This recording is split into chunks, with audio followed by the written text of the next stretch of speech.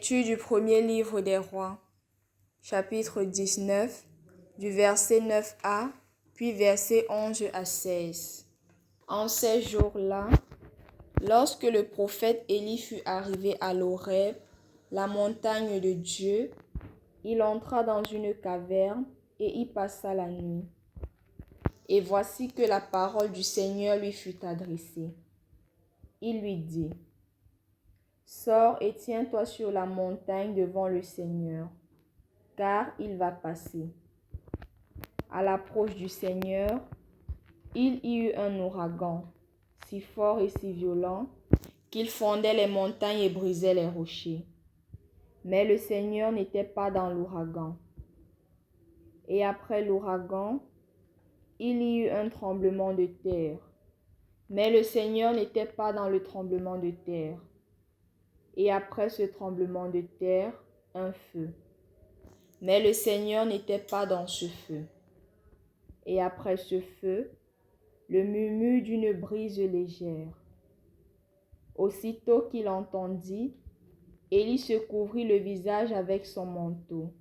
Il sortit et se tint à l'entrée de la caverne.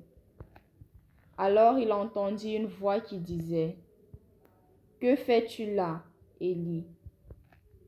Il répondit: J'éprouve une ardeur jalouse pour toi, Seigneur Dieu de l'univers.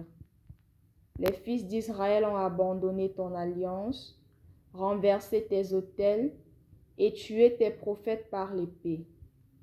Moi, je suis le seul à être resté, et ils cherchent à prendre ma vie. Le Seigneur lui dit: Repars vers Damas par le chemin du désert. Arrivé là, tu consacreras par l'onction Hazaël comme roi de Syrie. Puis tu consacreras Jéhu, fils de Namsi, comme roi d'Israël.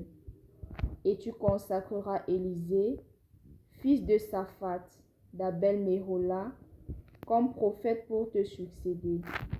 Au nom du Père et du Fils et du Saint-Esprit. Amen.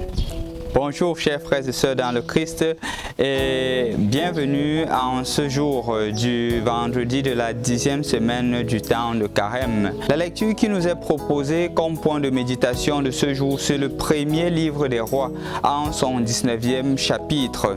En effet, chers frères et sœurs dans le Christ, pour comprendre cette péricope de la relation entre Dieu et Élie, il serait mieux de rentrer depuis le 18e chapitre ou du moins même le 17e chapitre pour voir ce qui s'est passé. Au moment où la reine Jézabel, parce que le roi Akab avait épousé la reine Jézabel, elle était quittée de son pays avec tous ses dieux. Et non seulement ses dieux, elle avait aussi apporté ses prophètes, parmi lesquels les prophètes de Baal. Et pire que cela, les statuettes de leur divinité dans le temple de Jérusalem. Et là, ils avaient juste, les prophètes d'Israël en avaient marre, au point où on a décidé de tuer plusieurs prophètes. Quelque temps plus tard, il y a eu la sécheresse dans le pays et le Seigneur a dit à travers Élie d'aller annoncer au roi Akab qu'il fera descendre de la pluie.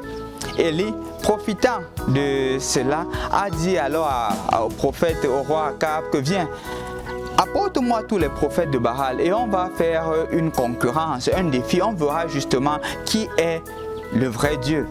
C'est ainsi qu'on fait venir 400 prophètes de Baal et ils se mettent au mont, on met un gibier et justement Élie dit que celui qui fera descendre du feu sur ce gibier, celui-là aura le vrai Dieu.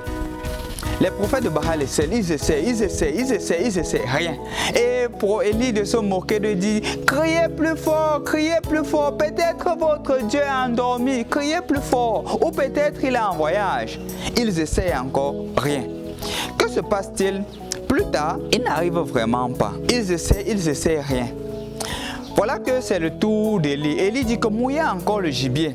Et maintenant, il se met à prier. Lorsqu'il prie, le feu descend sur le gibier. Profitant de la liesse générale, Élie décide de faire tuer tous les 400 prophètes de Baal. Et Jézabel étant au courant, la reine Jézabel étant au courant, dit à Élie que le lendemain, à cette même heure, tu seras déjà mort. C'est là qu'Élie se met à fuir pour sa vie. Il fuit au désert. Et nous entrons justement dans la péricope de ce jour où le Seigneur se manifeste à Élie.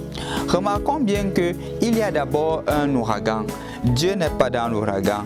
Il y a un tremblement de terre. Dieu n'est pas dans le tremblement de terre. Il y a le feu. Dieu n'est pas présent dans le feu. Dieu est présent dans une brise légère. Et c'est pour Élie un message. Le Seigneur voudrait faire comprendre à Élie à travers cela que la violence ne résout aucun problème. Répondre à un violent par la violence n'entraîne que d'autres violences. Et justement, Élie devrait être capable de cerner que Dieu ne se manifeste pas dans la violence. Dieu se manifeste dans une brise légère. Dieu se manifeste dans le silence. Et à chacun justement de prendre conscience que si on voudrait retrouver Dieu, si on voudrait rencontrer Dieu, ça ne se trouve que dans le silence. En effet, chers frères et sœurs dans le Christ, aujourd'hui nous sommes appelés à méditer justement sur le pouvoir du silence et comment résoudre les problèmes, non plus à travers la violence, mais le silence. Regardons en Ukraine. Est-ce que la violence a résolu un problème? Regardons les pays où il y a toujours eu la violence. Regardons en Libye. Quand on est venu dire qu'on sauve les Libyens, on a utilisé la violence. La situation n'est pas meilleure qu'hier. Elle s'est empirée. Regardons au Mali. Regardons en Irak. Regardons dans tous ces pays-là où on a pensé que la violence devrait résoudre le problème. Jusqu'à présent, la situation ne s'est pas améliorée. Parce que la violence n'a jamais été une source de résolution de problèmes. Cela a toujours été. Les vrais problèmes se sont résolus à travers le dialogue. Regardons même dans nos familles. Quand on arrive à la maison, on se met à gronder les enfants quand ils font des bêtises. On hausse le ton. Est-ce qu'au fond, ils comprennent? Ou même quand ils obéissent, est-ce qu'ils obéissent parce qu'ils ont cerné la valeur de la chose ou ils obéissent par peur? Au point où demain, quand ils ne seront plus dans la situation de la peur, ils seront capables de prendre leurs propres décisions. La violence verbale dans nos familles, est-ce que cela résout les problèmes? Je crois qu'au-delà de tout, rendons-nous compte du fait que Élie, quand il va au désert, c'est dans le désert qu'il fait la rencontre de Dieu. Et je crois que c'est une invitation pour chacun d'entre nous, non, mon frère, ma soeur, à profiter de ce temps. Nous sommes en juin. Je crois que les vacances commencent. Certains prennent leur congé. Et donc, profite de ce temps aussi pour faire des retraites. Profite de ce temps pour entrer dans une profonde intimité avec Dieu. Peut-être personnellement, peut-être avec ton épouse, peut-être avec les enfants, ou peut-être envoie même les enfants faire des retraites. Les retraites qui seront proposées ici et là, pour que justement les enfants prennent ce temps, non plus comme un moment de divertissement ou des personnes qui sont affairées à ne rien faire, mais des moments où on entre en communication avec Dieu. Dieu ne s'exprime que dans le silence. Et le moment de la retraite, c'est un moment de rencontre avec Dieu. Un moment pour repartir sur de nouvelles bases, comme Élie l'a fait aujourd'hui quand il a rencontré le Seigneur. Repartons dans les nouvelles bases. Si peut-être dans la maison, on s'est rendu compte qu'on a été violent, Élie se présente à toi pour te faire comprendre que arrête la violence, trouve d'autres méthodes. Et la méthode du dialogue sera la meilleure. Peut-être aussi, et je dirais même pas peut-être, la prière est aussi une force qui te permet de résoudre beaucoup de problèmes.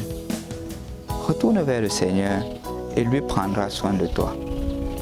Au nom du Père et du Fils et du Saint-Esprit. Amen.